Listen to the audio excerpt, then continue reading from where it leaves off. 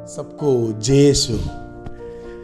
उपवास काल आ गया है, चालीसा निकट है। आने वाले दिन में माथे पर राख लगाकर हम यह याद करेंगे कि मनुष्य मिट्टी मात्र है और मिट्टी में उसे एक दिन मिलना पड़ेगा। राख लगाकर हम यह भी प्रतिज्ञा करते हैं कि पश्चाताप की आंसू बहाकर हम अपनी आत्मा को बचाना चाहेंगे। हम परमेश्वर के साथ एक होकर उस स्वर्ग राज्य के लिए तैयारियां करना चाहेंगे। इस इतवार के दिन में हम लोग पढ़कर सुनते हैं मत्ती के सुसमाचार से किस प्रकार परीक्षक यीशु मसीह के पास आकर उनकी परीक्षा लेता है और किस प्रकार यीशु मसीह शैतान की परीक्षाओं के ऊपर विजय पाते हैं। यहाँ पर आपके मनन के लिए कुछ बिंदुओं को मैं रखना चाहता हूँ। सर्वप्रथम एक पहला आदम था जिसने एदन बारी में सभी सुख, सभी प्रकार के एक अच्छे जिंदगी के बीचों बीच में परमेश्वर की आज्ञा का उल्लंघन करते हैं और स्वर्ग को खोते हैं।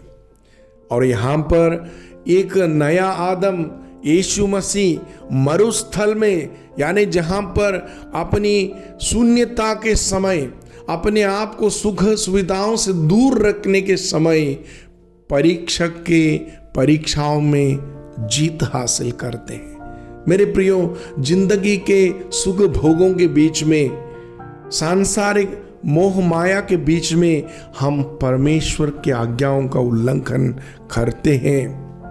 लेकिन जब हमने अपने आप को सुदृढ़ बनाएंगे, अपने आप को तैयार करेंगे, अपने जिंदगी में उपवास करते हुए, अपनी जिंदगी में प्रार्थना में ईश्वर के साथ एकता में रहते हुए ही हम शैतान को पराजित कर सकते हैं। इसलिए हम उपवास को मनाते हैं। उपवास काल क्या है? परमेश्वर के साथ रहना, उपवास, उनके साथ वास करना। उसके लिए हमें क्या करना पड़ेगा? हमें अपनी जिंदगी को तैयार करना पड़ेगा, हमें समय ढूंढ निकालना पड़ेगा। हाँ, हम सभी अपनी जिंदगी की व्यस्तता में रहते हैं, लेकिन व्यस्त रहकर सब चीज कमाकर सबों की भलाई करके हम आगे बढ़ेंगे, लेकिन हम अपने आप को नहीं भूलना है। हमारी जिंदगी को परमेश्वर के लायक एक सुंदर जिंदगी बनाना है। इसके लिए उपवास की जरूरत है। इसके लिए हमको समय निकाल कर उनके साथ वास करने की जरूरत है। इसके लिए हमें कुछ चीजों को छोड़ना पड़ता है ताकि हमारी आत्मा और हमारा जीवन सुंदर बन जाए। आप लोग ये मत सोचना कि यीशु मसीह की परीक्षा केवल और केवल उस मरुभूमि में हुआ था।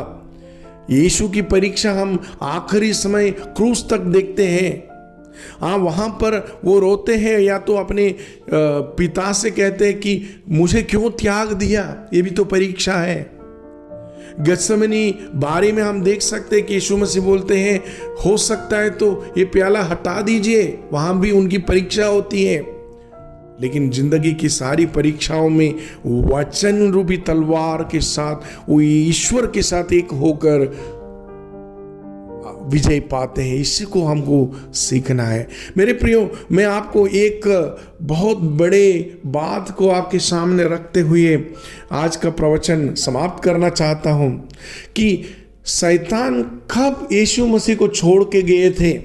हाँ, 3 बार शैतान वचन से ही वार करते हैं, लेकिन यीशु मसीह वचन रूपी तलवार से ही शैतान को काटते हैं। लेकिन आखिरी में यीशु मसीह बोलते हैं कि ये लिखा है कि अपने परमेश्वर की आराधना ही करना है, उसी को ही हमें पूजना है। जब परमेश्वर, सच्चे परमेश्वर की सच्ची आराधना की बात आते हैं, वहाँ पर परमेश्वर का विजय होता है, वहाँ पर शैतान हार जाता है। मेरे प्रियो, हमारे ज़िंदगी में बहुत सारे लोग बोलते हैं कि मैं शैतान की बहुत प्रलोभन है हमारे जीवन में, बहुत तकलीफ में हम गुजर रहे हैं, हम लोगों को नहीं मालूम हमारे जीवन में क्या हो रहा है। लेकिन आप लोग एक बात कीजिए, जब आप सच्चे परमेश्वर की उपासना से दूर हटेंगे, आप परमेश्वर के स्थान पर दूसरे चीज़ों को बिठाएंगे, वो तो पैसा हो, सेक्स हो, धन संपत्ति हो, आदर सम्मान हो, याद रखना कि वहाँ पर परमेश्वर की सच्ची आराधना नहीं होते हैं, वहाँ पर शैतान काम करता है। जब हम परमेश्वर को पहला स्थान देंगे, उनकी आराधना करेंगे, सच्ची आराधना करेंगे, वहाँ पर शैतान हमें छोड़कर जाएंगे, हम परमेश्वर के साथ वास करेंगे। मेरे प्रियो, ये उपवास काल हमारे लिए एक अच्छा समय बने, ताकि हम अपनी आत्मा को सुंदर बना सके, ताकि हम हमारे जीवन में जो प्रलोभन होता है उसको भगा नहीं पाए। इसलिए हमें भी यीशु मसीह के जैसे मरुस्थल की ओर जाना पड़ेगा। मरुस्थल की ओर जाने का मतलब क्या है?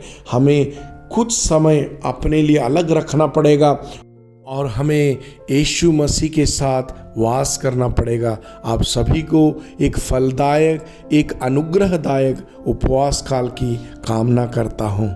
जय यीशु।